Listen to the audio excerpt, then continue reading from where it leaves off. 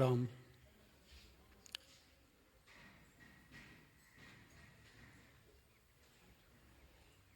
राम। भगवत धर्मानुरागियों,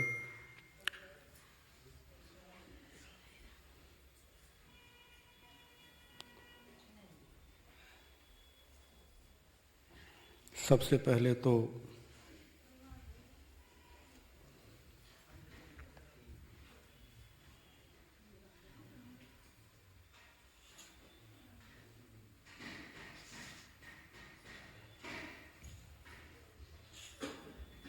आज एक दिव्य बिटिया का जन्मदिन है।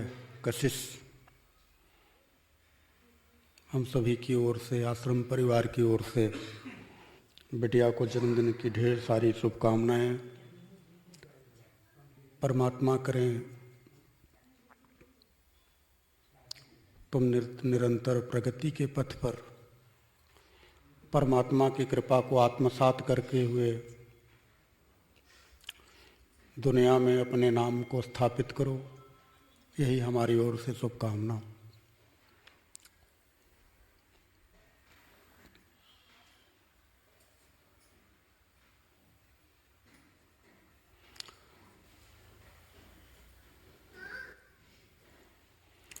जगत नियंता जगदीश अकारण करुणा वरुणालय परमात्मा भगवान श्री हरि की विशेष कृपा से आप सभी यहाँ भावपूर्ण हो करके सत्संग को श्रवण करने के लिए उपस्थित हुए हैं।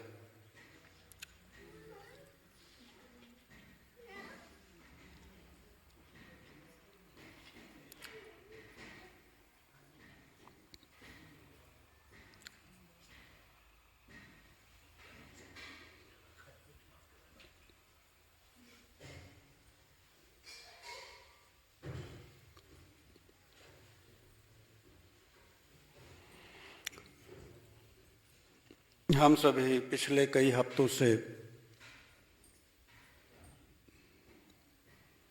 हनुमान चालीसा पर सर्वदूर भगवान हनुमान के स्वरूप का, हनुमान के लीला का श्रवण चिंतन मनन करते आ रहे हैं।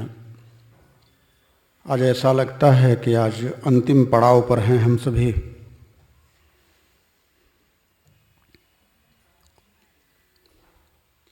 बिना गुरु की कृपा के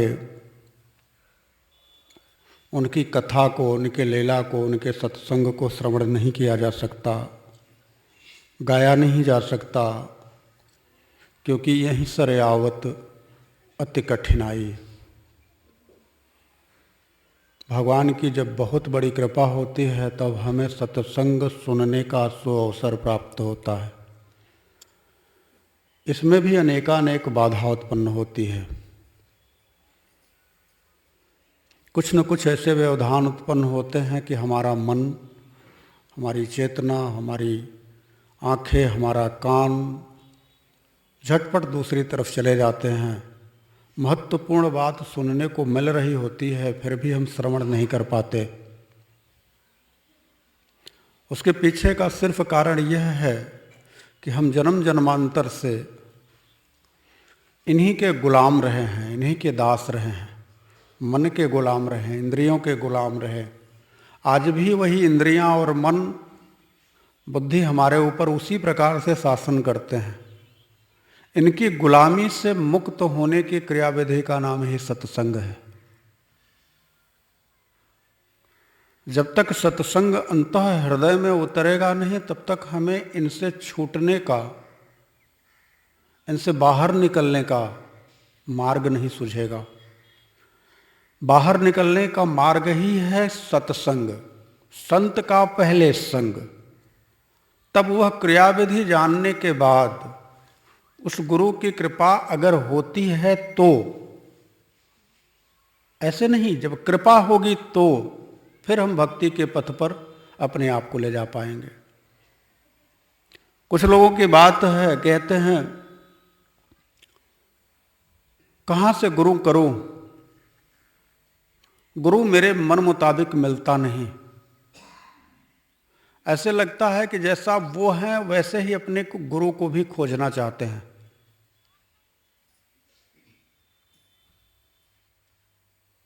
गुरु को खोजने की जरूरत नहीं है। आपको अपने आप को ठीक करने की जरूरत है। बाजार में सौदा ठीक ठाक रहता है तो लोग उसकी तरफ खुद ब खुद चले जाते हैं खरीदने के लिए, लेकिन सौदा सही होना चाहिए। आप अगर अपने आप को सही और दुरुस्त रखते हैं तो गुरु भी आपको खोजते हुए, आपको ढूंढते हुए आपके पास पहुंच जाएंगे। आपको गुरु के पास जाने की जरूरत नहीं है। आगे चल करके हम सब रामचरितमानस के कथा सरोवर में प्रवेश करेंगे। ऐसे ही आज मन में आया कि श्री रामचरितमानस की जो रचना है उसको रचयिता गोस्वामी तुलसीदास जी महाराज का जो जीवन रहा है, उनका जो जीवन रहा है वह विविधताओं से भरा रहा। उन्होंने कभी गुरु को नहीं खोजा, बल्कि गुरु ने उन्हें खोजा। और आपको मैं बताऊं, किसी एक का नाम आप लेकर के बता दो कि वो गुरु रहे हों और उनकी गुरुता सफल रही हो। उनकी गुरुता की सफलता शिष्य के द्वारा ही संभव है। शिष्य जब आता है तब गुरु की गुरुता सफल होती है, और जब तक शिष्य जीवन में नहीं आता गुरु की गुरुता सफल नहीं होती। इसलिए गुरु खुद शिष्य को खोजता है, शिष्य को गुरु की खोजने की जरूरत नहीं है।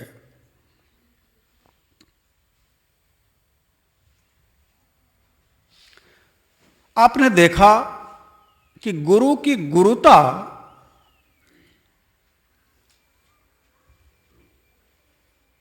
माता सबरी जब शिष्य बनी तब मतंग ऋषि का नाम सामने आया। मतंग ऋषि का नाम तब तक सामने कोई नहीं जानता था, उतना प्रचार नहीं हुआ, उतना लोग नहीं जान पाए। लेकिन जब माता सबरी उनकी शिष्य बनी तो गुरु हाईलाइट हो गए। कबीरदास जी जब शिष्य बने रामानंद के तो गुरु जी हाईलाइट हो गए। मीरा जब शिष्य बनी रैदास की तो गुरु हाईलाइट हो गए।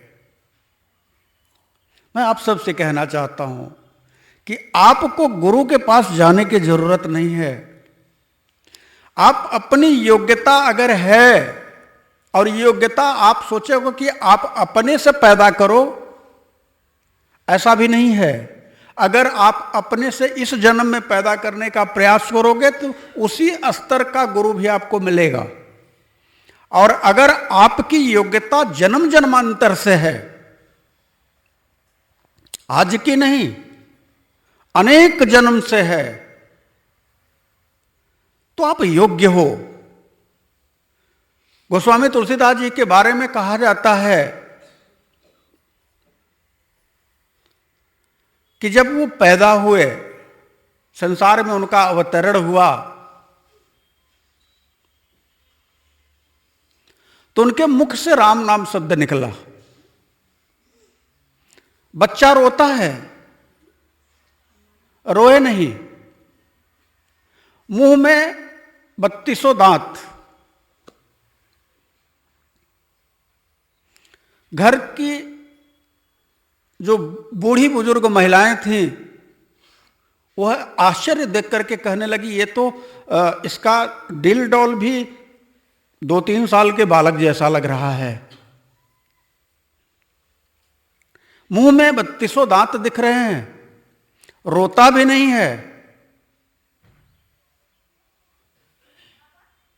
और मुख से राम नाम बोल गया। लोगों ने कहा ये कोई मनुष्य नहीं हो सकता, ऐसे तो असुर पैदा होते हैं। यह हमारी धारणा थी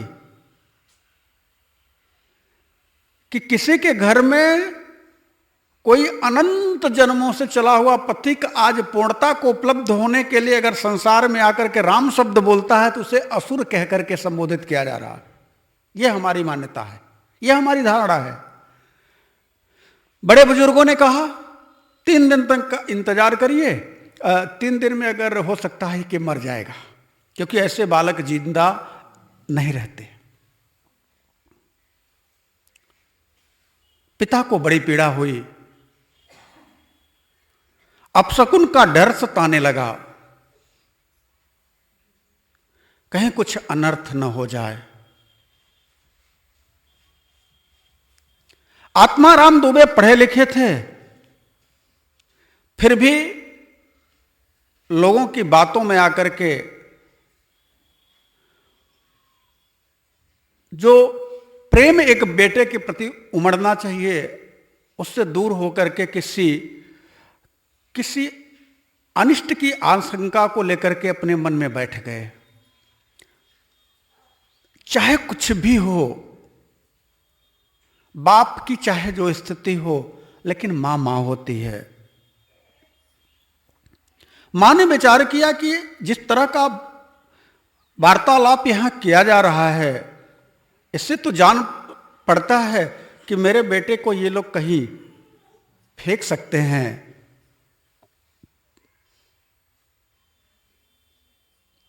एक दासी थी मुनिया, तुलसीदास की मां ने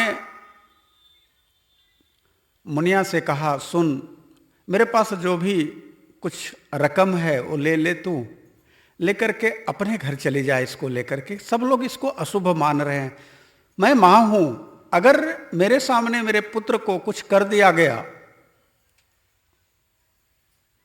तो मैं जी नहीं पाऊंगी, और वैसे भी मुझे नहीं लगता कि अब मैं जी पाऊंगी। सप्तमी के दिन तुलसीदास जी इस जगत में, इस धराधाम पर आए, और एकादशी को मां शरीर छोड़ करके चली गई। पिता के मन का जो शक था वो पूरी तरह से पुष्ट हो गया, और उस बालक को कहीं दूर ले जा करके हटा देने का, अपने से दूर कर देने का निर्णय किया। मुनिया ने कहा, हमें दे दीजिए, हम लेकर के जाते हैं, हमारे पास कोई नहीं है, साथ में ये रहेगा तो मैं इसे जिलाऊंगी, खिलाऊंगी, साथ में रखूंगी। सहर्ष उन्होंने दे दिया और वह लेकर के चली गई।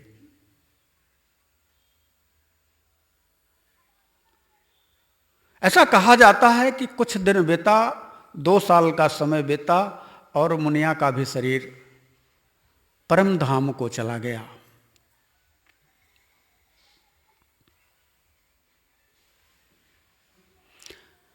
अनाथ बालक अनाथ हो गया, लेकिन सबको यह नहीं पता जिसका नाथ दीनानाथ है वो अनाथ कैसे हो सकता है।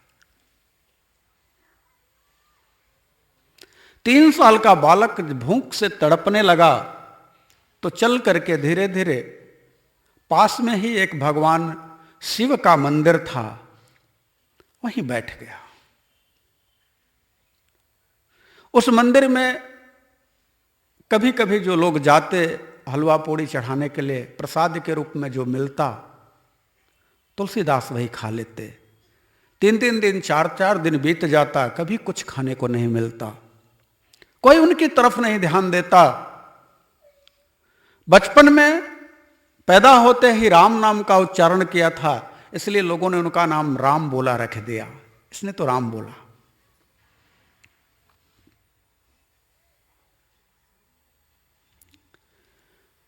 भक्त के लिए भगवान को दर्द होता है।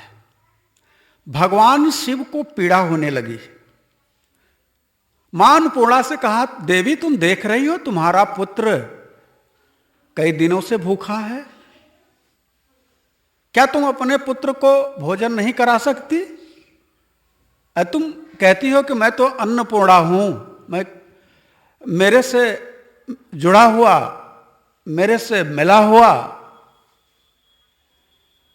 संसार का कोई जीव भूखा नहीं रह सकता, तो देवी तुम्हारा ही पुत्र भूखा रहेगा।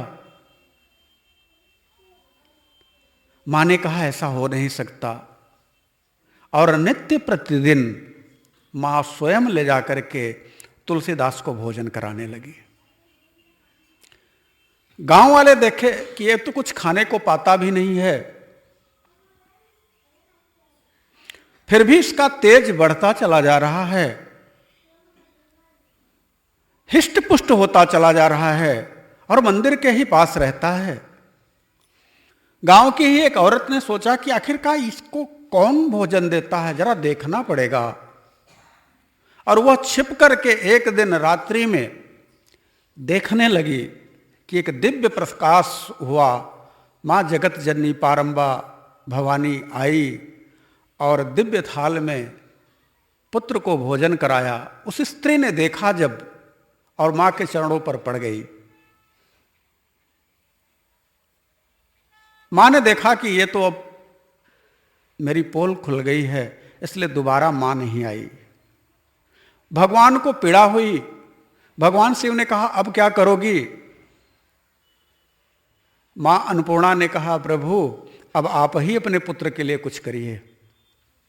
उस समय वहां के स्थानीय संत, दिव्य संत नरहरियानंद जी महाराज रहा करते थे।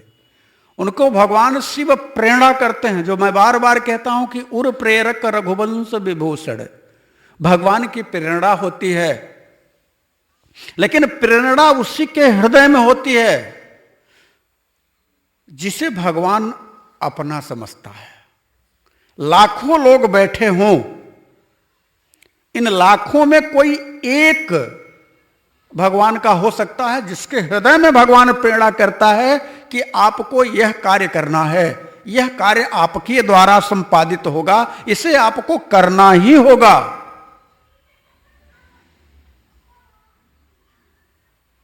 नरहरियानंद के हृदय में भगवान शिव की प्रेरणा हुई कि आप उस एक शिव के मंदिर में, उस मंदिर में एक बालक आपको मिलेगा, आप उसे अपना बना लें। नरहरियानंद चल पड़े। कोसों की यात्रा थी, तय किया। विचार करना, तुलसीदास को कहीं गुरु खोजने की जरूरत नहीं, गुरु खुद चल करके तुलसीदास के पास आ रहे हैं।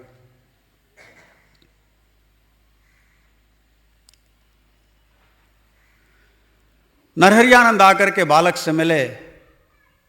बालक को देखा, सर पे हाथ रखा, अनपढ़ बालक। 2-3 दिन तक वहीं रहे और बच्चे को सर्वप्रथम गायत्री मंत्र का श्लोक कह करके सुनाया। और जैसे ही गायत्री मंत्र का श्लोक बोले, वह बालक राम बोला, तुरंत ही उस गायत्री मंत्र को दोहरा दिया। तत्क्षण नरहरियानंद गुरु ने देखा कि यह तो दिव्य बालक है, यही मेरी कीर्ति का पताका संसार में फैलाएगा, मेरे नाम को रोशन करेगा और मेरे प्रभु के किसी कार्य के लिए यह आया है, इसे हमें अपने साथ लेकर के चलना चाहिए। और लेकर के काशी चले आए। काशी आने के बाद अपने समकक्ष अन्य संतों से मिलकर के तुलसीदास जी के पढ़ाई का प्रबंध किया। वेद वेदांग शास्त्रों की शिक्षा दिलवानी शुरू की। और तुलसीदास ऐसे कि पन्ने पलटते और उन्हें वह चीज याद हो जाती। यह बात ऐसे इसलिए कह रहा हूं कि ये जितनी सीढ़ी आप चढ़े रहते हैं, उसके बाद अगर आपका पुनः जन्म होता है तो उसी के आगे से आप बढ़ पाते हैं, उससे नीचे आप नहीं गिरते। गीता कभी भी असत्य नहीं भाषण करती। भगवान हमारे नारायण कभी असत्य नहीं बोलते। गीता में इन्होंने सीधे सीधे दूसरे अध्याय में कहा है कि नेहा भी क्रम नासुस्ते प्रत्यवायु न विद्यते स्वल्पमभ्यस्य धर्मस्य त्रायते महतो भयात्।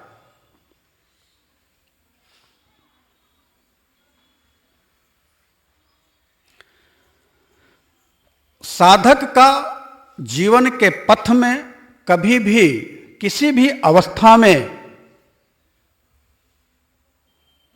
नाश नहीं होता, स्टेप बाय स्टेप वो आगे बढ़ता रहता है। आज आप सब सत्संग सुन रहे हो, निश्चित तौर से या विश्वास के साथ मैं कहता हूं कि भविष्य में जब आपकी शरीर छूटेगी तो जहां से आपका सत्संग छूटा है वहीं से पुनः आपको कहीं ना कहीं किसी गुरु से सुनने को मिलेगा। लेकिन बस यही कि सत्संग सुनने की कामना से आए हो तो, स्वार्थ सिद्धि के लिए आए हो, अपने काम को पूरा करने के लिए आए हो तो बात कुछ और है।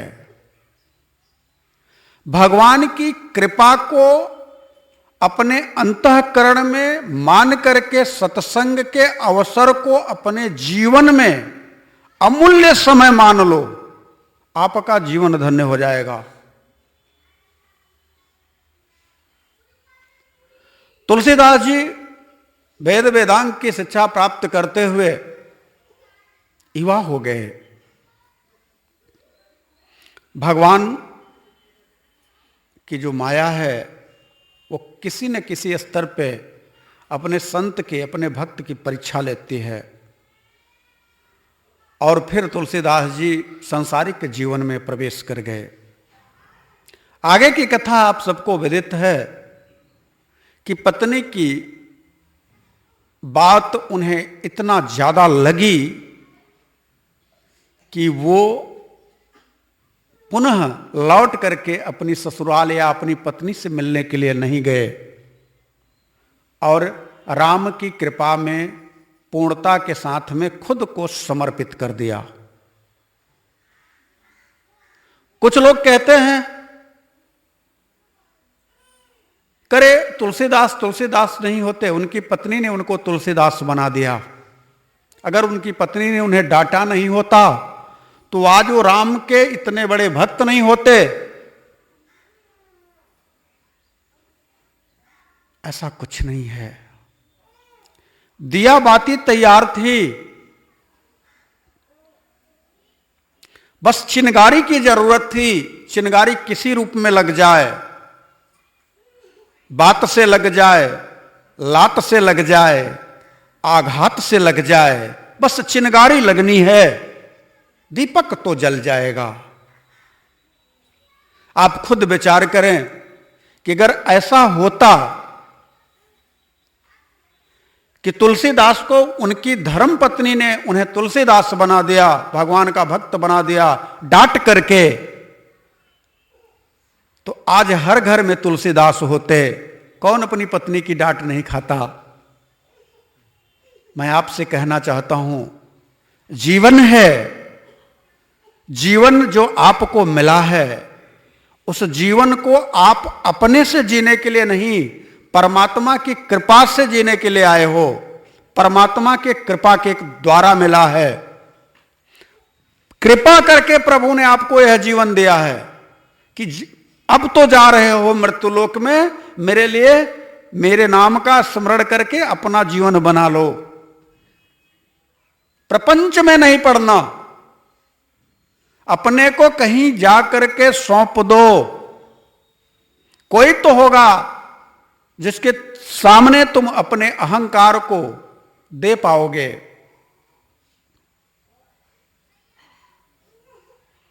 तुलसीदास, ऐसा कहा जाता है कि सत्संग की इच्छा से काशी में बहुत दिन तक रहे और प्रभु की कृपा से उनके अंतःकरण में पूर्व जन्म के वह समस्त वेद वेदांग जो थे उतर आए, अवतरित हो गए। और जब उतरे तो हलचल मची, अंदर प्रभु का आदेश होने लगा और वह फिर दर्शन की इच्छा से कई धामों की यात्रा करनी शुरू कर दी। जहां जहां विपिन मुनीश्वर पावों, आश्रम जाई जाई सिर नामों। संत के दर्शन से पाप कटते हैं। संत दरसते पातक टरई। जीवन में अगर कुछ प्राप्त करना है कुछ भी प्राप्त करना है तो झुक जाओ।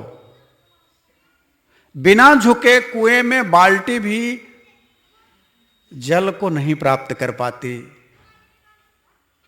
आपको झुकना होगा, लेकिन झुकने के लिए बाहर से नहीं, अंदर से। बाहर से जितनी चालाकी, जितनी चतुराई आप करते रहोगे, परमात्मा आपसे ज्यादा चालाक हैं, आपसे ज्यादा चतुर हैं। हमारे हनुमान जी महाराज सद्गुरु हैं, लेकिन अपने प्रभु की ही परीक्षा लेने के लिए जब ऋष्यमुख पर्वत पर जाते हैं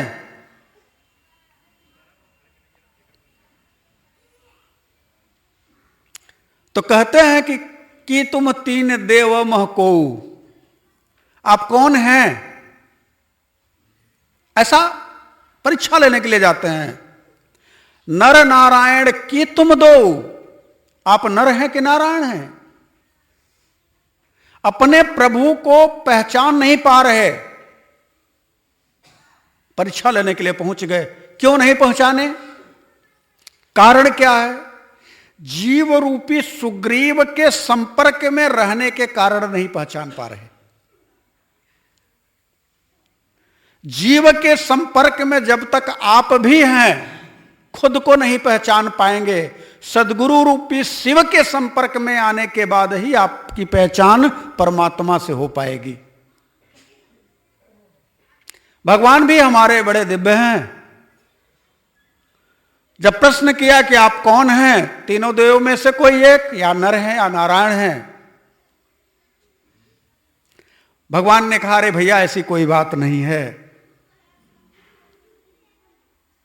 भगवान भी खेल खेलने लग गए और कहा, जैसा आप समझ रहे हो ऐसा कुछ नहीं है। कौशलेश दशरथ के जाए, हम पितु वचन मानि बन आए। राजा दशरथ के पुत्र हैं, राम नाम लक्ष्मण दो भाई, संग नारी सुकुमारी सुहाई। हमारा राम नाम है, इनका लक्ष्मण है। हमारे साथ में एक हमारी धर्मपत्नी हुआ करती थी, और यहां हरि निशिचर वैदेही, तात फिरत हम खोजत ते ही। भ्रमित कर दिया हनुमान जी को। लेकिन हनुमान जी ज्ञानिनाम अग्रगण्यम, ज्ञानियों में अग्रगण्य हैं। राम नाम शब्द सुनते ही, सिर्फ एक बार राम, भगवान ने अपने मुख से कहा, राम नाम लक्ष्मण दो भाई। सिर्फ राम सुनते ही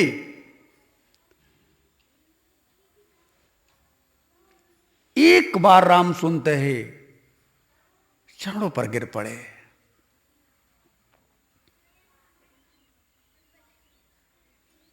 आपके कानों में हजारों बार राम नाम जाता है, आपको प्रभु के प्रति विरह नहीं होता, आपके अंदर प्रभु के प्रति उनसे मिलने की उत्कंठा जागृत नहीं होती। कैसे हैं आप? एक बार राम कहने पर हनुमान जी बिलख करके रो देते हैं, चरणों पर पड़ते हैं और कहते हैं, प्रभु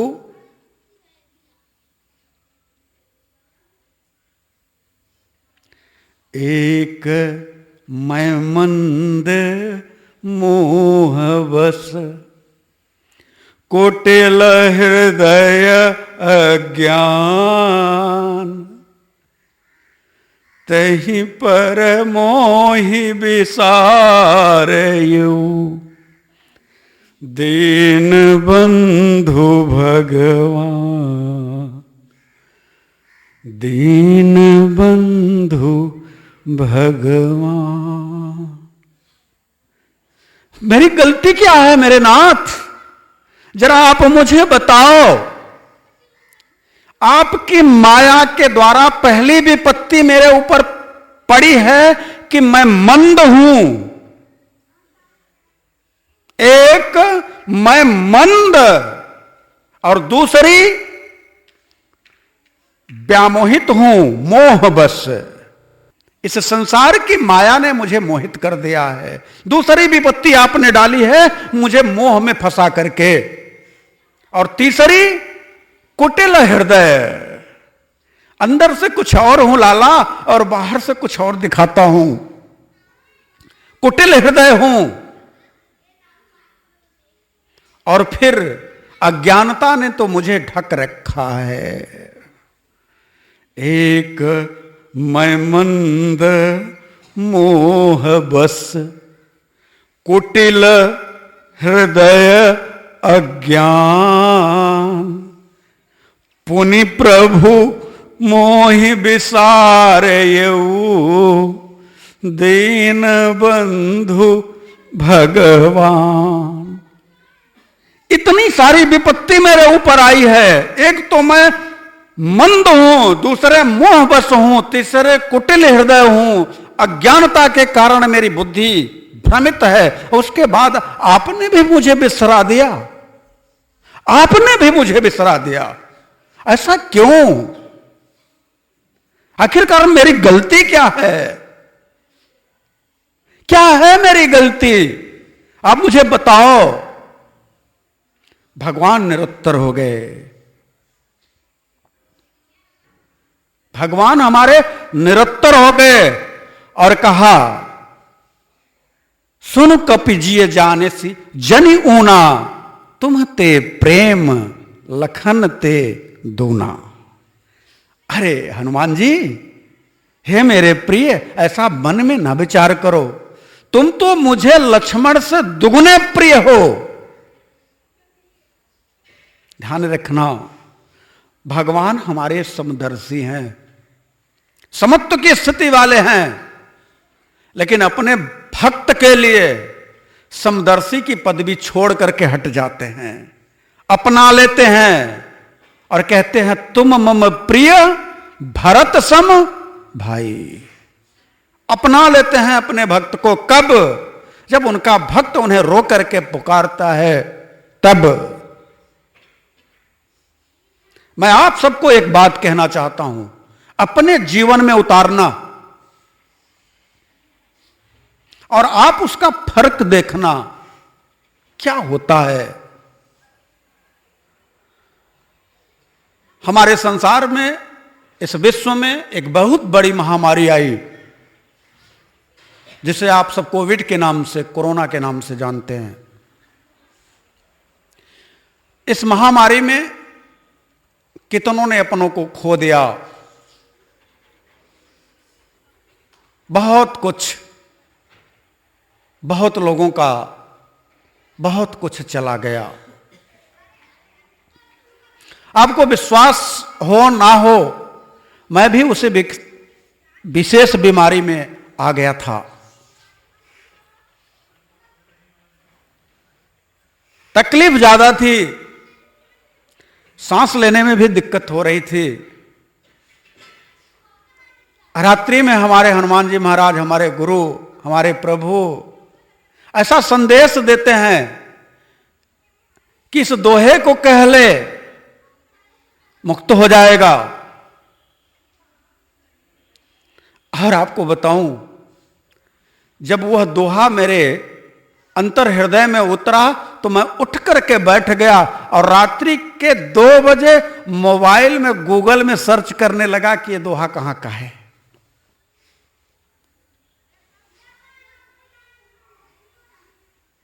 और उस दोहे को मैं रात में उठ करके कितनी बार कहा यह मुझे याद नहीं। और फिर मैंने सोचा कि हो ना हो सुबह तक भूल जाऊं, मैं रात भर कहता ही रहा। सुबह इसलिए कि सुबह भी मुझे यही कहना है, और वह दोहा है जो आपको किसी भी विपत्ति से दूर कर सकता है, चाहे वह आपकी शारीरिक विपत्ति हो, मानसिक विपत्ति हो, आर्थिक विपत्ति हो, व्यवहारिक जगत की विपत्ति हो, संसार की कोई भी विपत्ति है, उसके नाश के लिए आपके अपनों का कोई कार्य नहीं बन रहा हो, आपका खुद का कार्य नहीं बन रहा हो, आपसे आपके घर में अनिष्ट हो रहा हो, आप दुखी हो, आप पीड़ित हो, आपको ऐसा लगता है कि अब हमारा इस संसार में कोई नहीं है, उस समय आप इस दोहे को जरूर कहें और आप देखेंगे कि अगर सुबह शाम नित्य यह दोहा आपके मुख से निकलता है, आप देखेंगे कि 3 महीने जाते जाते आपकी विकट से विकट समस्या समाप्त हो जाती है और आपको एक मार्ग, एक दिशा मिल जाती है। और वह दोहा है उत्तरकांड का अंतिम दोहा। अंतिम से पहला एक और दोहा है, क और ख में करके है, और वह दोहा है मौसम दीन न दीन हित तुम समान रघुवीर,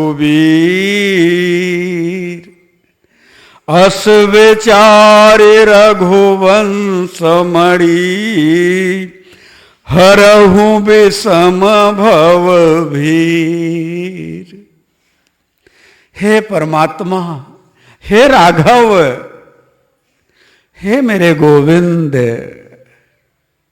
मौसम दीन न दीन हित, मेरे जैसा इस संसार में, इस धराधाम में कोई दीन है ही नहीं, और तुम्हारे जैसा अनंत ब्रह्मांड में दीनों का हित करने वाला कोई नहीं।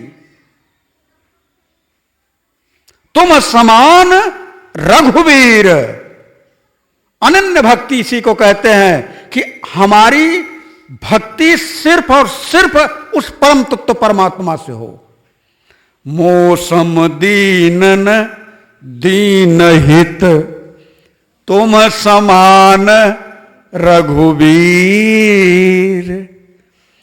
अस विचारी रघुवंश मणि हरहु विषम भव भीर।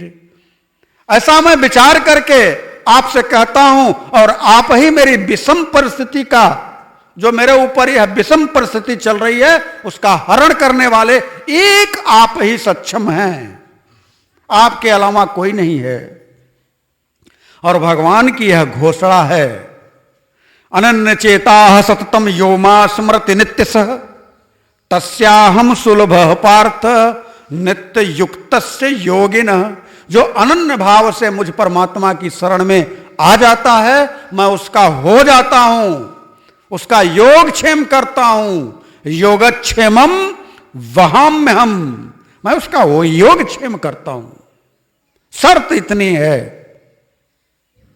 शर्त इतनी है कि भरोसा आपके अंदर हनुमान का हो, भरोसा आपके अंदर लक्ष्मण जी का हो। राज्याभिषेक की तैयारी होते होते वनगमन की तैयारी हो जाती है। भगवान को वन जाने के लिए आदेश मिलता है। जाने के लिए जब निकलने लगते हैं, व्याकुल होकर के लक्ष्मण प्रभु के चरणों पर गिर जाते हैं, अकेले नहीं जाओ भैया, मुझे भी ले चलो। भगवान ने कहा, अरे तुझे बन जाने के लिए नहीं, मुझे बन जाने के लिए कहा है, मैं जाऊंगा। लक्ष्मण ने कहा, भैया मुझे पता है कि आपके लिए कहा गया है, लेकिन किसी तालाब में से पानी को निकाल दिया जाए तो क्या मछली जिंदा रह सकती है? भगवान कुछ नहीं बोले। फिर लक्ष्मण ने चरण पकड़ लिया, रो करके बोलते हैं, मोरे सबई एक तुम स्वामी, दीन बंधु उरय अंतरयामी। अब जिसके लिए मुझे कह रहे हैं कि इतने सारे लोग हैं तुम्हारे अपने, तुम मेरे साथ चल करके क्या करोगे, तो मैं आपको बताना चाहता हूं और आपको याद दिलाना चाहता हूं और आपको कहना चाहता हूं कि आपकी माया दुनिया को भ्रमित कर सकती है। मुझे देखने में मेरे सब हैं, मोरे सबई, एक तुम स्वामी, लेकिन मेरा मालिक सिर्फ तेरे अलावा कोई नहीं है। मेरे राम, मैं तुझे छोड़ करके अकेले वन में नहीं जाने दे सकता। और यह मैं ऐसे नहीं कह रहा, सुना है कि तुम दीन बंधु हो, और इस समय मेरे जैसा दीनहीन आपके सामने कौन हो सकता है, जो कि चरण पकड़ करके रो रहा हो और कह रहा हो कि मुझे अपने साथ ले लो। और यह बात बाहर से नहीं कह रहा, मैं कुटिलता के साथ नहीं कर रहा कि अंदर कुछ और हूं बाहर कुछ और हूं। सुना है कि आप अंदर की बात भी जान लेते हो, तो आप देखो हे दीनबंधु, आप देखो, आप हृदय के अंदर की बात जानते हो। आप देखो कि मैं आपसे ऐसे नहीं कह रहा, मैं हृदय से कह रहा। और भगवान कहते हैं कि जो हृदय से कहता है वही मेरा है, न अन्य, किसी अन्य का न चिंतन करके। अनन्यास चिंतयन्तो मां ये जना परि उपासते तेसा नित्याभियुक्ता नाम योगक्षेमम वहां में हम। मैं तो आप लोगों से बस इतना ही कह रहा हूं, अगर भटक करके थक गए हो, थेथर हो गए हो, अपने जीवन में अपने ही द्वारा बनाए हुए जाल में फंस गए हो, निकलने का कोई रास्ता न मिल रहा हो, तो मेरे गोविंद की अनन्य भक्ति को ग्रहण कर लीजिए, स्वीकार कर लीजिए। मेरे गोविंद की भक्ति को पकड़ लीजिए, उनके चरण को, और कह दो हे राम, तेरे बिना मेरा जीवन नहीं। बस इतना ही कहना है, चमत्कार होगा। वह राम आपको अपनी बाहों में समेट लेगा और कहेगा कि तू तो मेरा है, बस तू ही मेरे पास आने की देरी कर रहा था। मैं तो कब से तेरे लिए अपनी बाहें फैला करके तेरा इंतजार कर रहा था। विश्वास के साथ कहता हूं, एक बार अनन्य भाव से आप उसकी शरणागति लेकर के तो देखो। लेकिन दुख इस बात का है, पीड़ा इस बात की है हमें, कि अपने को भगवान से ज्यादा मजबूत मानने लगे हो। अपने पर, अपने लोगों पर जितना भरोसा करते हो उतना भगवान पर भरोसा नहीं करते। और अब तो कहावत फैल गई है, अरे भैया इनका तो राम भरोसे है। तो आपको अगर अगले ने कहा इनका तो राम है भरोसे है, तो आपके दिमाग में क्या बात आती है?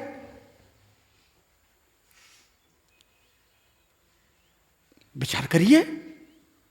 अगला कहता है कि इनका तो राम भरोसे चल रहा है, तो मतलब आपके दिमाग में क्या उपजता है उस समय? विचार करिएगा, क्या लगता है आपके दिमाग में, क्या उसका अर्थ आप लगाते हो? विचार करो कि जब कोई व्यक्ति आपसे कह रहे उनका कारोबार तो अब राम भरोसे है, तो आप इस पर क्या अपने मन में सोचते हो? आप बताओ हमको, आपको कैसा लगता है? अगले ने कहा कि इनका तो कारोबार अब राम के भरोसे है, तो आप क्या समझते हो? आपको लगता है बस करिए अब चौपट होने वाला है, यही समझते हो ना? यानी अपने भरोसे पर ज्यादा भरोसा है, राम के भरोसे पर भरोसा। और जब अपने ही जाल में फंस जाते हो तब राम के अलावा कुछ दिखता भी नहीं। आपके जैसा धूर्त कहीं मिलेगा? अब कोई आपसे अगर यह कहे कि इनका तो राम के भरोसे है, तो आप हृदय से कहना बड़े भाग्यशाली हैं वो जिनका राम के भरोसे काम चल रहा है। जो राम के भरोसे है वही असली है, और जो अपने और अपने रिश्तेदारों के भरोसे है उसका कोई ठिकाना नहीं है कि कब उसके रिश्तेदार धोखा दे दें, कब उसके अपने धोखा दे दें। लेकिन आप हैं दुर्भावना से इतने ज्यादा ग्रसित हैं, संसारिक प्रपंच से इतने ज्यादा ग्रसित हैं कि आपको भगवान के ऊपर भरोसा रह ही नहीं गया है। और यही कारण है कि भगवान को आपने दिमाग में बैठा रखा है और संसार को, अपने लोगों को आपके अपने चाहते हैं, उन्हें आपने दिल में बैठा रखा है। और ये ऐसे नहीं है कि मैं कह रहा हूं और आप सुन लो, मैं उदाहरण दे रहा हूं। आप अपना कोई होगा आपसे मिलता है और आप से कहता भैया आप तो मुझे भूल गए। आप पलट करके उसको कहते हैं अरे आपको मैं भूल सकता हूं, आप तो मेरे दिल में रहते हैं। लो, दिल में भगवान को रखना चाहिए। ईश्वर सर्वभूतानां हृदय देशे अर्जुन तिष्ठति ब्राह्म्यांश सर्वभूतानि यंत्रारूढ़ानि मायया। भगवान कहां रहता है? दिल में। उसको रखने की स्थान कहां है? दिल में। लेकिन दिल में से भगवान को निकाल करके किसको बैठा दिया? संसारी को बैठा दिया, संसारी को। काम उल्टा किया कि नहीं किया? दिल में किसको बैठाना था? भगवान को। बैठा किसको दिया? संसारी को। अच्छा, जब संसारी को बैठा दिया तो क्या करेगा वो? तो दिल तोड़ देगा, तोड़ेगा। उसकी हरकत ही यही है, वो करेगा ही काम। तो रोगे, रो करके कहोगे दिल को टुकड़े टुकड़े करके मुस्कुराते चल दिए। लो, काहे टुकड़े करवाए भैया? काहे दिल में रखे? तो दिल में रखे आप, उल्टा काम किए आप। जब तोड़ दिया तो चिल्ला क्यों रहे हो? जिस दिन से उल्टा काम करना बंद करके सीधे काम करना शुरू कर दोगे, संसारियों को दिमाग पर रखो। ब्रह्मधारणाय कर्माणि संगम तत्वा करोति लिप्यते न सपापे न पद्म पत्र मीमांबसा। जिस प्रकार से पानी में कमल का पत्ता रहते हुए भी पानी उसे गीला नहीं कर पाता, ठीक उसी प्रकार से आप भी अपने आप को ऐसा तैयार करो कि संसार में रहते हुए भी संसार के लोगों से आप प्रभावित नहीं होंगे। अपने आप को पलट दो, और पलटने के बाद परिणाम क्या होगा?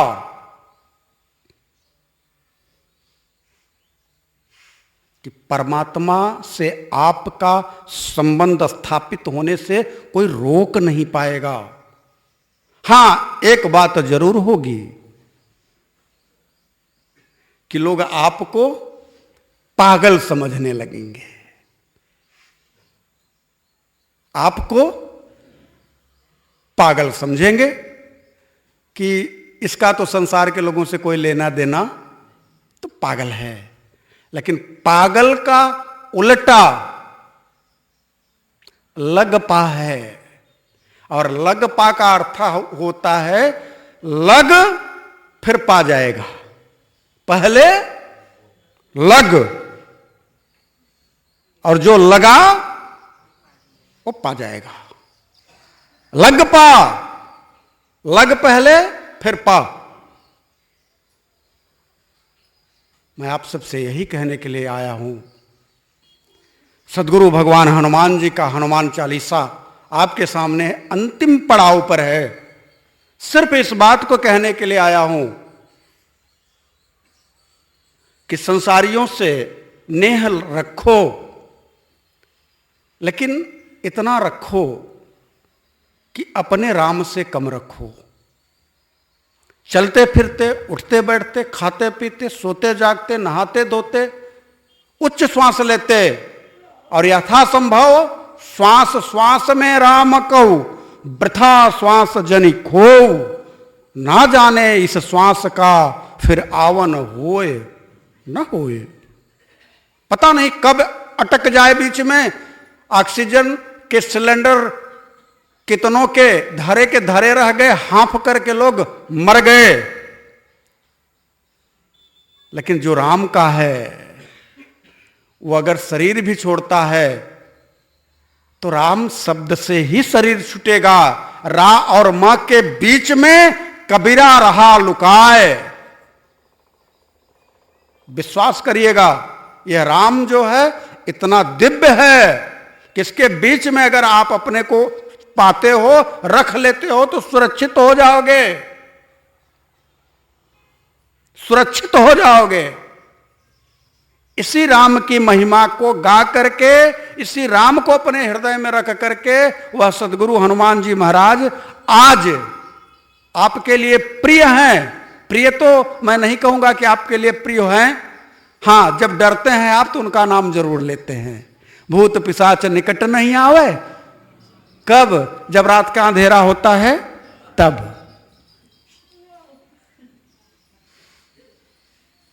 सच तो यही है। भय का भजन करते हैं आप सब। जिस दिन भाव का भजन होना शुरू हो जाएगा उस दिन भय खुद ब खुद वापस चला जाएगा। भय को भगाने के लिए भाव की भजन की आवश्यकता है और भाव इतना जल्दी उतरने वाला नहीं है। कब उतरेगा? जब हनुमान जी जैसा कोई सद्गुरु आपके हृदय में अपना स्थान बना देगा। आप अपने हृदय भवन में हनुमान जी जैसे सद्गुरु को बैठा करके उनसे कहेंगे कि आप मुझे राम से मिलवाइए। सुना है कि आपने तुलसीदास को राम से मिलवाया था, तो निश्चित तौर से हमारे हनुमान जी महाराज आपको राम से मिलवा करके ही रहेंगे, क्योंकि उनका काम ही यही है। उनका एक ही काम है कि राम से मिलवा देना। तुम उपकार सुग्रीव ही केन्हा राम मिलाए राजपद देना। उनका काम ही है मिलाना। बस, लेकिन भटके हुए आप हैं।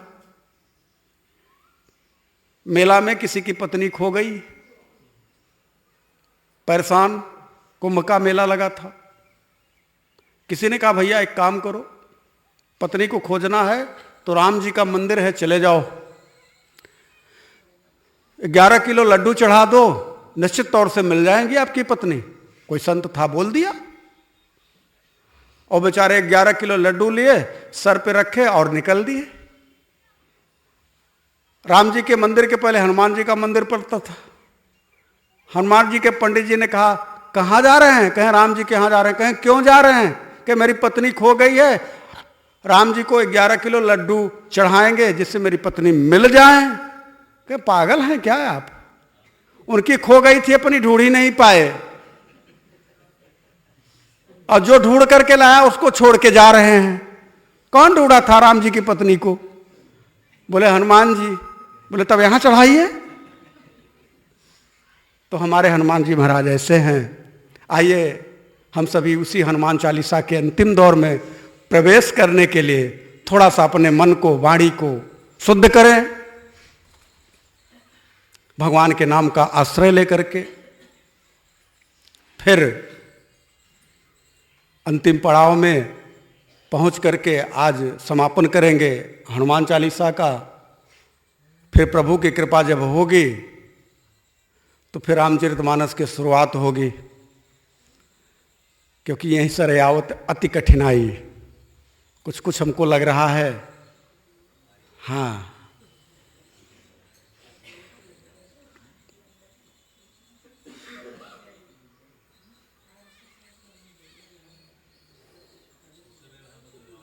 हरे राम राम राम सीता राम राम राम।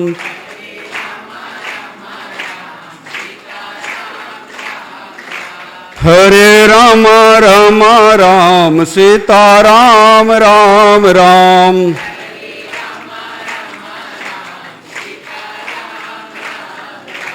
हरे श्यामा श्यामा श्याम राधे श्याम श्याम श्याम।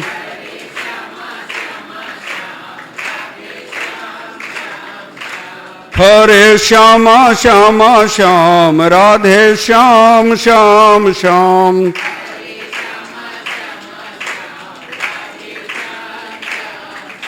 सीता राम राम राम राधे श्याम श्याम श्याम।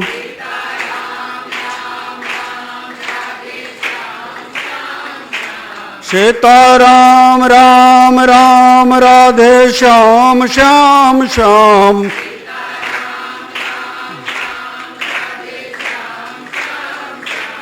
आप सभी अपने अपने हाथ का उपयोग करते रहिएगा, क्योंकि मैं आपको बताऊं, जो ताली बजाता है उसका पाप झड़ता है, जो नहीं बजाता उसके ऊपर चढ़ता है। बगल वाला ध्यान रखे कि बजा रहा है कि नहीं बजा रहा है।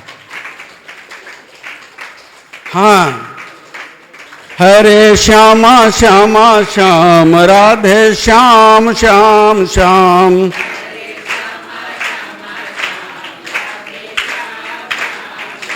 सीता राम राम राम राजा राम राम राम।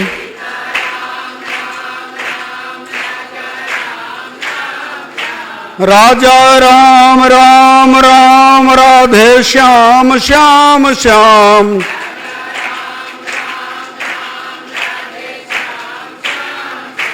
हरे राम राम राम सीता राम राम राम।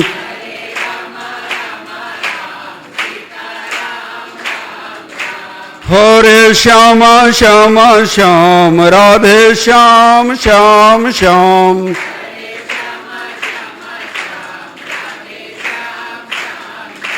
सीता राम राम राम। राजा राम राम राम। सीता राम राम राम। राजा राम राम राम। राधे श्याम श्याम श्याम। राधे श्याम श्याम श्याम। राजा राम राम राम।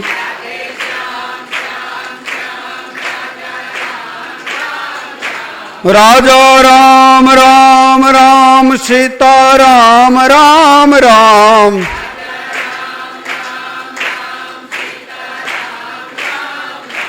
हरे श्यामा श्यामा श्याम राधे श्याम श्याम श्याम।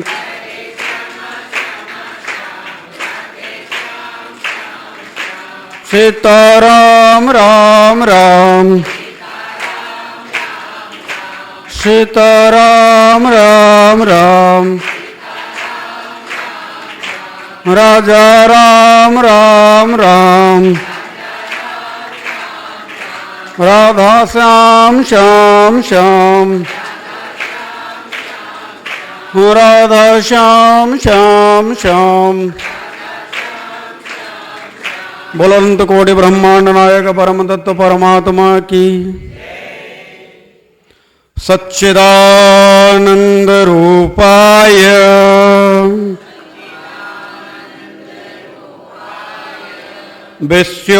विश्वोत्पत्त्यादि हेतवे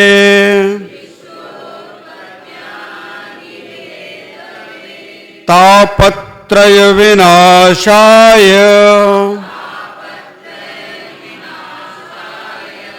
श्री कृष्णाय वयं नमः।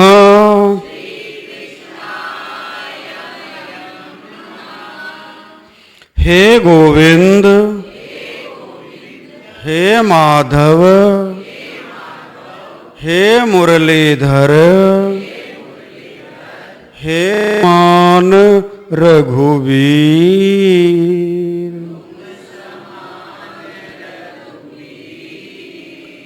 अस विचारी रघुवंश मणि,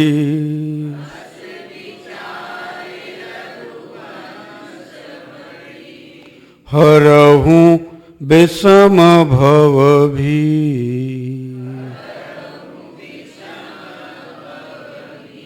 हरहूँ विषम भव भी।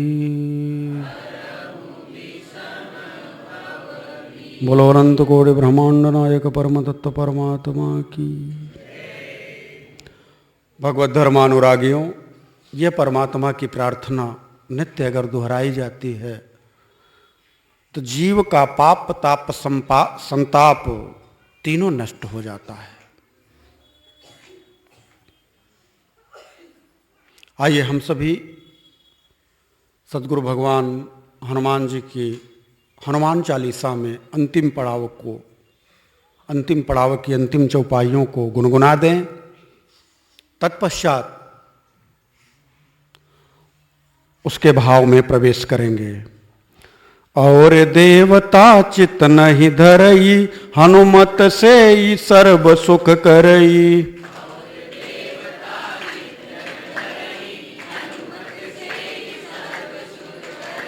संकट कटई मिटई सब पीरा, जो सुमिरै हनुमत बलवीरा।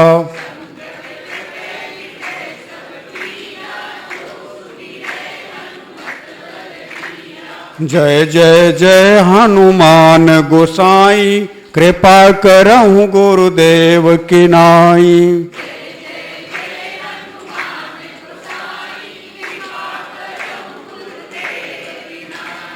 यह सतबार पाठ कर जोई, छोटई बंदी महासुख होई।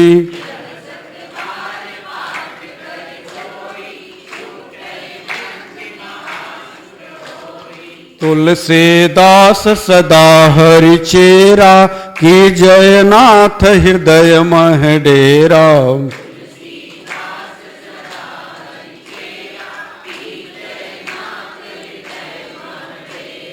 पवन तनय संकट हरण, मंगल मूर्ति रूप। राम लखन सीता सहित,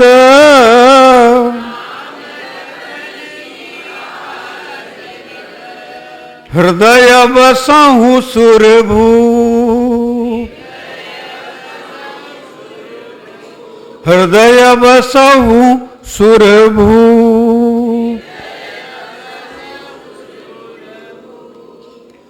भगवत धर्मानुरागे आप सबको रामचरितमानस में प्रवेश के पहले जो हनुमान चालीसा इतने मुझे लगता है कि ये 8वां पड़ाव है और अंतिम पड़ाव है। सत्संग के माध्यम से सुनाई गई बताई गई, उसमें मेरे सद्गुरु भगवान की ही कृपा है, क्योंकि उनकी लीला वही गा सकते हैं, वही गवा सकते हैं। हम सब जीवों के अंदर वो क्षमता नहीं है कि हम उनका गुणगान कर सकें। यह हनुमान चालीसा गोस्वामी तुलसीदास जी कहते कहते कहते कहते कलयुग के लोगों के ऊपर विचार करने लगे कि कलयुग के लोग होंगे कैसे। धर्म में कर्म में विश्वास नहीं करेंगे। कल का युग है, कल मतलब कल कारखानों का युग हो जाएगा, कल पुर्जे का युग हो जाएगा। सब टेक्निकल हो जाएंगे, सबके हाथ में मोबाइल आ जाएगा, सब व्हाट्सएप फेसबुक चलाने लग जाएंगे।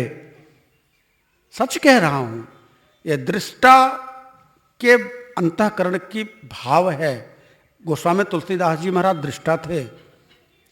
उन्होंने कहा कि मैं आप लोगों से एक बात कहूं, भले मोबाइल, फेसबुक, व्हाट्सएप आपके हाथ में हो जाए, आप भटकना नहीं और देवी देवताओं को अपने चित्त में मत रखना। और देवता चित्त न धरई, हनुमत से सर्व सुख करई।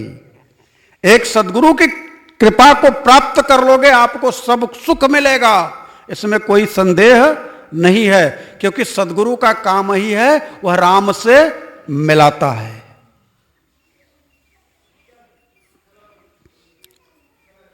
अब प्रश्न उठता है कि हनुमान चालीसा पढ़नी किसको चाहिए। किसी सज्जन ने कहा, गुरुजी स्त्री जाति को तो हनुमान चालीसा नहीं पढ़नी चाहिए, क्योंकि हनुमान जी महाराज क्या कहूं, बाल ब्रह्मचारी हैं, ऐसे हैं वैसे हैं। ये सब वही लोग कहते हैं जिनकी बुद्धि खुरापात करती है, खुरापातियों के मन की उपज है। गोस्वामी तुलसीदास जी की वाणी है कि जो यह पढ़े हनुमान चालीसा, जो यह पढ़े। उन्होंने यह नहीं कहा कि स्त्री न पढ़े, बालक न पढ़े, वृद्ध न पढ़े, ऐसा कोई बंधन लगाया क्या? लेकिन तथाकथित कुछ धर्मावलंबी, भोजन के दुश्मन और बुद्धि के सारथी, यही लोग इस तरह का प्रपंच डाले। हनुमान जी को स्त्रियां न छुएं, हद हो गई। क्यों न छुएं भाई, क्यों न छुएं? हां ठीक है कि विशेष परिस्थिति में नहीं छुए जा सकते, लेकिन छुए। मां के चरण पढ़ करके हनुमान जी महाराज ने पूछा, मैया ये तुम्हारे मांग में ये क्या है? तो बोली, इससे मेरे प्रभु का प्रेम मेरे ऊपर बढ़ेगा, प्रेम बढ़ेगा। बोले इसको लगाने से प्रभु का प्रेम बढ़ता है? मां ने कहा, हां पुत्र, प्रभु का प्रेम बढ़ता है। विचार करिए, पूरे शरीर में उन्होंने सिंदूर लगा लिया। क्यों? प्रभु का प्रेम बढ़े। हमेशा इस बात को देखिए कि हमें हमारे मार्गदर्शक जो बता करके आए हैं, रामचरितमानस छहो शास्त्र सब ग्रंथन को रस है। हम रामचरितमानस से उदाहरण ले, हम गोस्वामी तुलसीदास की लिखी हुई हनुमान चालीसा से उदाहरण ले, हम श्रीमद् भगवत गीता से उदाहरण ले कि तस्मात् शास्त्रम प्रमाणम ते। प्रमाण हम कहां से लें? शास्त्र से। तस्मात् शास्त्रम प्रमाणम ते कार्य व्यवस्थित ज्ञात्वा शास्त्र विधानोक्त कर्म कर्तु महारससी। हमें जीवन में क्या करना चाहिए, क्या नहीं करना चाहिए, इसके लिए प्रमाण कहां से लें? शास्त्र से। और हम प्रमाण कहां से लेते हैं? कुछ तथाकथित बुद्धि के पैदल लोगों से, उनसे लेते हैं। माताएं बहनें अक्सर करके फंस जाती हैं, अरे बहनी ऐसे नहीं, ऐसे हो गया काम। प्रमाण शास्त्र का हो, और शास्त्र का रस श्रीमद् भगवत गीता है। इत गुह्यतम शास्त्र, सबसे गोपनीय शास्त्र है, शास्त्र ही नहीं है। इत गुह्यतम शास्त्र मिद मुक्तम मया नघ एतद्वा बुद्धिमानस्य कृतकृतस्य भारत। सबसे गोपनीय है, और उसी शास्त्र का निचोड़ रामचरितमानस है। आपके जीवन के समस्त प्रश्नों का समुचित उत्तर उत्तरकांड में है, लेकिन पढ़ेंगे नहीं। हमारी तो मनोदशा यह है कि अगर आपको बुखार हो जाए और डॉक्टर के पास जाओ, डॉक्टर आप का परीक्षण करके आपको दवा दे कि दवा लेकर के जाओ, सुबह शाम खाना, बुखार उतर जाएगा, तो आप दवा सुबह शाम न खा करके उसको लाल कपड़े में बांध करके रख दो और अगरबत्ती दिखाओ तो बुखार उतरेगा? तो यह रामचरितमानस, श्रीमद् भगवत गीता, यह भवरोग की दवा है। और इस भवरोग की दवा को आपने, कितनों ने तो अपने घर में रखा नहीं है, और जिन्होंने रखा भी है तो लाल कपड़े में बांध करके रखा है, अगरबत्ती दिखाते हो और कहते हो कि मेरा भवरोग दूर हो जाएगा। अरे कितनी बड़ी मूर्खता है भाई। और कहते हो कि मैं बहुत परेशान हूं। रोग का निदान आपके घर में रखा है और बाहर चिल्ला रहे हो कि मैं बहुत परेशान हूं। परेशान काहे नहीं रहोगे? परेशान तो रहना ही है आपको। नित्य प्रति गीता का पाठ करने वाला साधक आने वाली परेशानियों को सहज ही पार कर जाता है। नित्य प्रति रामचरितमानस की चौपाइयों का पाठ करने वाला साधक आने वाली परेशानियों से आसानी से पार हो जाता है। नित्य प्रति हनुमान चालीसा का पाठ करने वाला साधक आने वाली विपत्तियों से मुक्त हो जाता है। और यह मैं नहीं कह रहा, गोस्वामी तुलसीदास जी कह रहे हैं।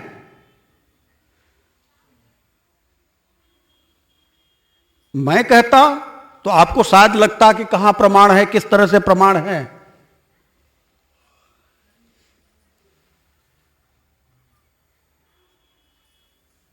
अब प्रमाण के रूप में तुलसीदास जानते थे कि मैं कितना भी कहूंगा लोग मानेंगे नहीं, तो उन्होंने कसम खाई।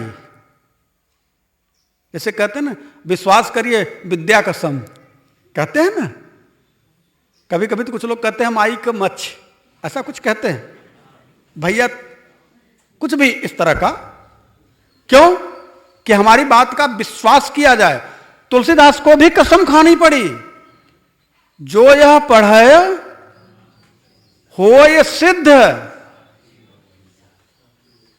कसम खा रहा हूं किसका? साक्षी दे रहा हूं किसका?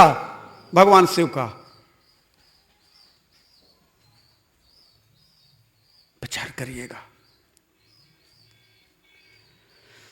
100 बार पाठ करने के लिए कहा गया है। इसमें 100 बार पाठ करने के लिए कहा गया है। और कहा क्यों गया? आपको मुक्त होने के लिए। अब आप सोचेंगे कि हम बंधे ही कहां हैं कि मुक्त होंगे, हम तो फ्री हैं। जब जिस दिन आपको यह पता चल जाएगा कि आप माया के बंधनों में इस तरह से जकड़ करके उलट दिए गए हैं कि आपको अब बंधन भी अब बंधन नहीं लगता, आपको उसी में जीने की आदत बन गई है।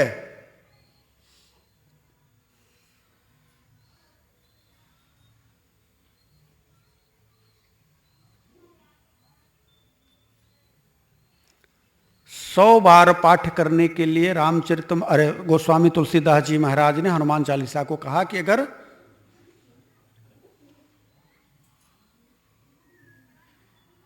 100 बार। अब आप बताइए कि आपका जीवन, भगवान न करे लेकिन तब भी 70-80 साल लगभग लोग जी लेते हो।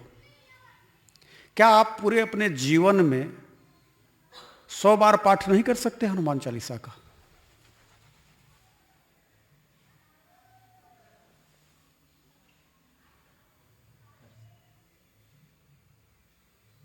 और जब कर लोगे तो क्या होगा? कहा छूट ही बंद। क्या छूटेगा? बंधन। और फिर जब बंधन से मुक्त हो जाओगे तो क्या मिलेगा? महासुख। सुख नहीं, इस असारहीन संसार में, इस दुखालय में आप सुख खोज रहे हो, जहां की है ही नहीं उसे आप सुख मान बैठे हो। क्यों? कि दुख के प्रतिकार को ही सुख मान बैठने की आपकी आदत हो गई है। बंधन में जीने की आदत हो गई है। हाथी है, बचपन से उसे एक सक्कड़ में बांधा जाता है, उसके एक पैर को बचपन से छुड़ाने का प्रयास करता है, धीरे धीरे जवान होता है। ध्यान दीजिएगा आप लोगों के सामने की चीज है। धीरे धीरे जवान होता है और उसी सक्कड़ में ऐसे हजार सक्कड़ों को तोड़ने की उसके अंदर क्षमता आ जाती है, फिर भी उसी एक सक्कड़ में एक पैर में अपने आप को बांध करके रख लेता है। महावत आता है और उसको उसी में बांध देता है, वो बंध जाता है। वो जान जाता है कि हम इससे छूट नहीं पाएंगे। आपकी भी वही दशा है। आपके अंदर हाथी जैसी ताकत है, आपके अंदर वो क्षमता है कि आप उस परम तत्व परमात्मा को कृपा प्राप्त कर सकते हो, आत्मसात कर सकते हो अपने अंतः हृदय में। आपके अंदर वह सब कुछ है। और उसी बात को गोस्वामी तुलसीदास जी कह रहे हैं कि और देवता चित्त न धरई, बता रहे हैं कि अपनी कृपा को बिखराओ नहीं, एक जगह लगा दो, मनोयोग से लगा दो। एक संत थे तो वो अपने 2 शिष्य थे, उनके परीक्षा लेना चाहा कि देखे कौन मेरा शिष्य ठीक ठाक होगा। तो उन्होंने कहा बेटा जाओ और गड्ढे खोद करके पानी ले आओ, 100 फीट का गड्ढा खोदोगे तो पानी आ जाएगा और वही पानी लेकर के आओगे तो मैं पानी पीऊंगा। दोनों शिष्य दोनों अलग अलग दिशा में चले गए। एक शिष्य गया तो 10-10 फीट के 10 गड्ढे खोद डाले लेकिन पानी नहीं निकला, और दूसरा शिष्य गया एक ही जगह 100 फीट गड्ढा खोदा और पानी लेकर के आया। तो मैं आपसे यही कहना चाहता हूं कि जो आपकी भक्ति है, डीह देवहार भूत भवानी देवी पता नहीं कितने में जो आपकी भटकी है, उसको एकत्र करके एक परम तत्व परमात्मा राम में लगा दो, एक निष्ठ हो जाओ। भगवान की बात को अगर आप नहीं सुन पा रहे हो और दुख भोग रहे हो तो दुख भोगने के लायक हो। भगवान की बात को अगर आप नहीं सुन पा रहे हो, नहीं समझ पा रहे हो और दुख भोग रहे हो तो दुख भोगने के लायक हो। भगवान गीता के 18वें अध्याय में कहते हैं सर्वधर्मान परित्यज्य माम एकम शरणम भज अहम त्वाम सर्व पापेभ्यो मोक्षस्यामि मा शुच।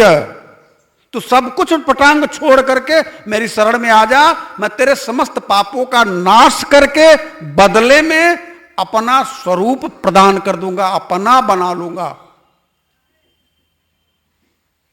लेकिन आप हैं भटकाओ इतना ज्यादा कि अगर सनातन धर्मी है तो उसके घर में 25 ठुक देवी देवता जरूर रखे होंगे, और माताएं बहनें इतनी डरपोक हैं, इनको भोग नहीं लगाएंगे तो ये वाले नाराज हो जाएंगे। तब विचार करिए, इतना डर। जबकि गीता के 15वें अध्याय में भगवान ने कहा ऊर्ध्वमूलम मघशाखम मस्तत्वम प्राहुर्मभ्यम छंदास यस्य पर्णानि यस्तम वेद स वेदवित। मैं ही मूल हूं, मैं ही जड़ हूं। और तुलसीदास भी कहते हैं कि एक ही साधे सब सधे और सब साधे सब जाय, तुलसी मूल ही से ये फूलई फरई अघाय। मूल को, और मूल कौन है? परमात्मा। और हम मूल से, भूल से दूर हो गए हैं। तो ध्यान रखना, भूल आपकी है, सुधारना आपको हो।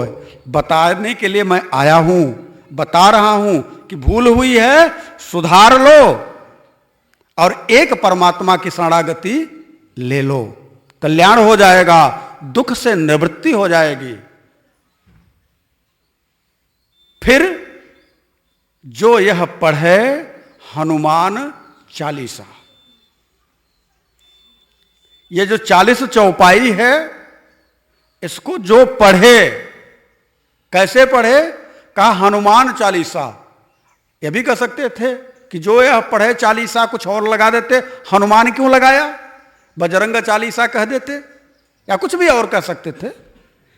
इसलिए कहा कि जो यह चालीसा है, हनु यानी मार दे, मान यानी अहंकार को, जो अहंकार का त्याग करके इस 40 चौपाइयों को पढ़ता है, अहंकार युक्त होकर के नहीं, विकार युक्त होकर के नहीं, अहंकार का त्याग करके जो इन 40 चौपाइयों को पढ़ता है,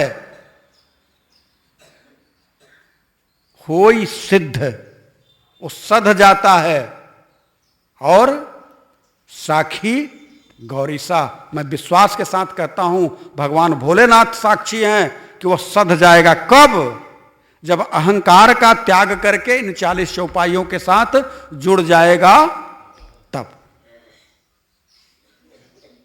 इसलिए यह हनुमान चालीसा आपके लिए है, माताओं के लिए है, बहनों के लिए है, बच्चों के लिए है, वृद्धों के लिए है, युवाओं के लिए है और नित्य मनन करने योग्य है। इसलिए रोज प्रतिदिन यथासंभव हो सके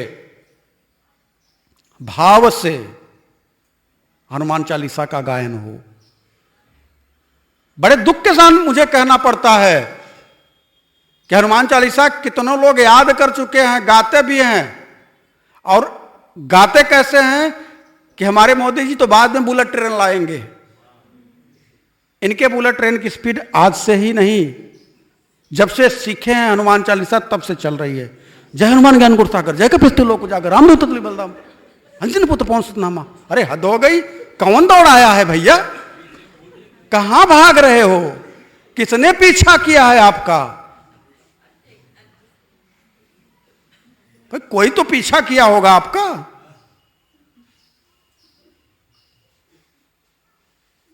जिस गति से आप हनुमान चालीसा पढ़ रहे हो, उसी गति से अगर हनुमान जी आ जाएं आपके पास तो है कहीं का नहीं रहेगा, रह पाओगे, धक्के खा के गिर जाओगे। इसलिए भाव से हनुमान चालीसा, भाव से। लेकिन ध्यान रखना, किसी विकृत, अव्यवस्थित, अव्यवहारिक लोगों की संगति अगर आपके जीवन में है तो निश्चित तौर से गुरु रूपी हनुमान की आपको जरूरत है। तभी आप उस अव्यवहारिक विकृत मानसिकता के लोगों से दूर हो पाओगे और अपने जीवन को सिद्ध और सफल बना पाओगे। और नहीं तो भटकाव निरंतर बना रहेगा और आप कुछ नहीं कर पाओगे।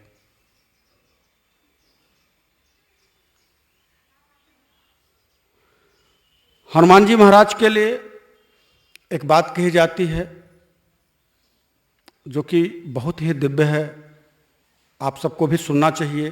5 मिनट का समय आपका और लूंगा। हनुमान जी महाराज हमारे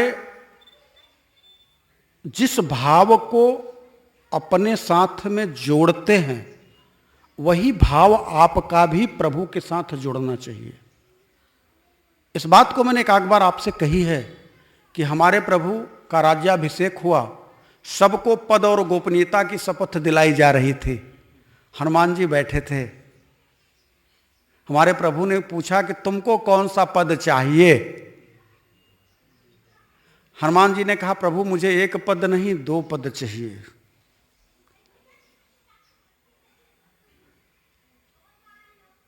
भरत भैया बगल में बैठे थे, अरे हनुमान जी सब 1 पद से ही संतुष्ट हैं, आपको 2 पद चाहिए। हनुमान जी ने कहा, हाँ भैया मेरा 2 पद से, मैं देखिए ना, मैं थोड़ा सा मुझे देखिए, मुझे दोनों पद चाहिए। क्या चाहिए? कहा मेरे प्रभु के दोनों पद चाहिए। मुझे भौतिक जगत का कोई पद प्रतिष्ठा मान सम्मान नहीं चाहिए, मेरे प्रभु का पद चाहिए। तो उस ज्ञानी नाम अग्रगण्यम की शरणागति अगर आप लेते हैं तो प्रभु का पद आपको भी मिलेगा, इसमें संदेह नहीं है। आज हनुमान चालीसा पूर्ण हो रही है। हनुमान जी जैसे सदगुरु की कृपा आप सब पर बनी रहे, मेरी आप सबको शुभकामना। आगे चल करके थोड़ा मुझे लगता है कि विश्राम रहेगा। मैं बाहर जाऊंगा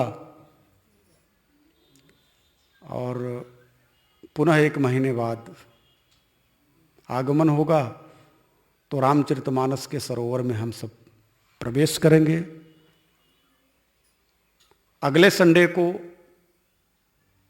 सत्संग होगा, अगले संडे के बाद विश्राम होगा। तो अगले संडे को जो सत्संग होगा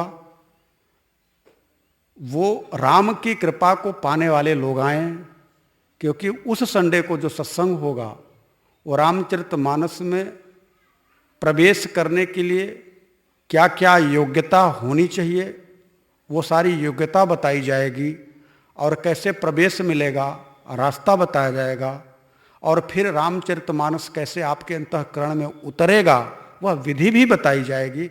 इसलिए अगले संडे को अगर आप सभी उपस्थित रहेंगे तो उस क्रिया विधि को जान लेंगे, फिर मनन करेंगे, फिर साधेंगे, फिर आगे चल करके हम सभी रामचरितमानस में प्रवेश पाएंगे।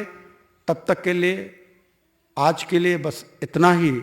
हरि ओम तत्सत।